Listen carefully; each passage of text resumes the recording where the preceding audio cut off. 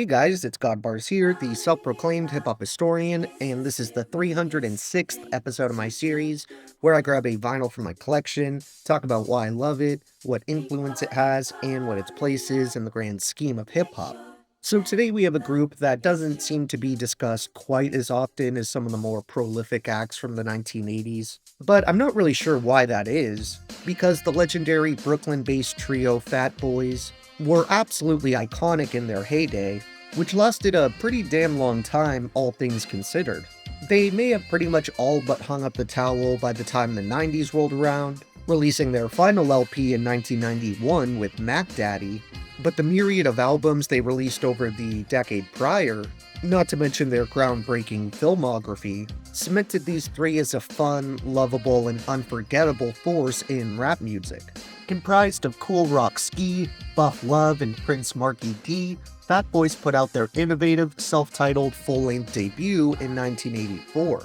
which largely introduced this specific, self-deprecating type of humor into hip-hop, which played on the typical rapper cliches of wanting to be taken seriously and seen as cool, which was a pretty sharp observation to be making this early in the scheme of the culture's history, because honestly, there's an extremely slim amount of rappers from the last 20 to 30 years that have that ability to make fun of themselves, and the willingness to poke fun at the absurdity of the prevailing trends at the time. Following their groundbreaking debut, they would strike while the iron was hot the following year, dropping their 1985 sophomore LP, The Fat Boys Are Back, and then keeping their streak going into 1986 with Big and Beautiful, before putting out the album we're discussing today, 1987's Crushin.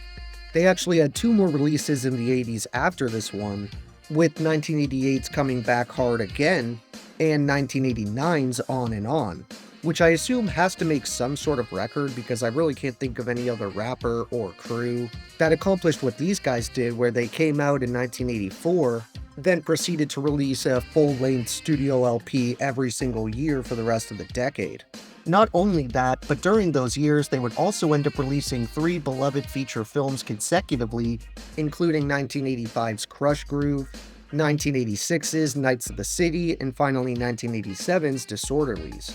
While of course Fat Boys was a name I heard countless times in passing growing up, I didn't really make the leap into checking out their discography and movies until I had heard one of my all-time favorite rappers and producers, that being LP, of Company Flow, Run the Jewels, and a number of other endeavors, discuss on multiple occasions how influential the Fat Boys' style of drum programming was on him personally, as they had these thick, full kicks and heavy snares that you can really hear in some of El Producto's own work, especially his 2002 solo debut Fantastic Damage, which was the very first album I ever reviewed on the channel, and I think I may have actually even brought up the Fat Boys' influence in that review. I've also definitely heard a number of hip-hop legends and pioneers express how important the films these guys made were when they came out, and even helping make it so people on the heavier side could still have a flourishing rap career, without being counted out for their weight, which obviously is still something we need to make massive strides with in current hip-hop. In fact, I'd argue it's even less inclusive in that aspect than it was 30 years ago. Because I've heard so many people over the years say that someone like Lizzo is quote-unquote promoting obesity just because she's a bigger girl who exists in music and isn't afraid to go outside or something. Yet I've never once heard anyone say that about any male rapper. The Fat Boys are kind of a weird specific case since obviously they largely built a brand around being fat, but when it comes to icons like Biggie Smalls or Big Pun, I literally never see anyone saying that they were promoting an unhealthy lifestyle or this other corny shit, despite that literally being what killed Pun.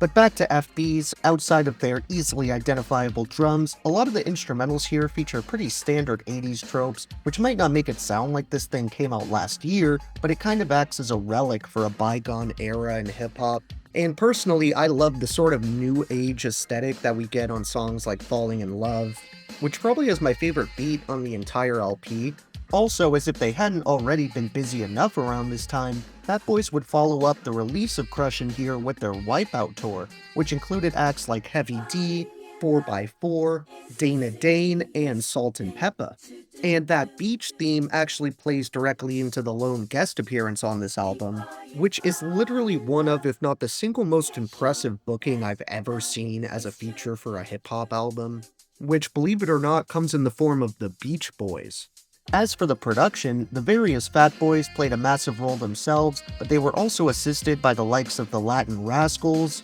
Gary Rotker, Edison Electric, and Van Gibbs. When it comes to my overall top 3 favorite songs on this one, I think I'd have to go with Fat Boys Dance, Fallen in Love, and Wipeout. Then for the honorable mentions, there aren't too many since this is a relatively short project, but I do still want to shout out the title track, Protect Yourself / My Nuts, Rock Rolling, Making Noise, and Boys Will Be Boys. Thank you for watching my 306 video. Next time we're bringing up one of the single most important and influential producers to grace the golden age. So look for that upload, and if you enjoyed, be sure to like, subscribe, and let me know what your favorite moments off this 80s gem are. Don't forget to have a great day, and I'll see you next time, okay? Alright.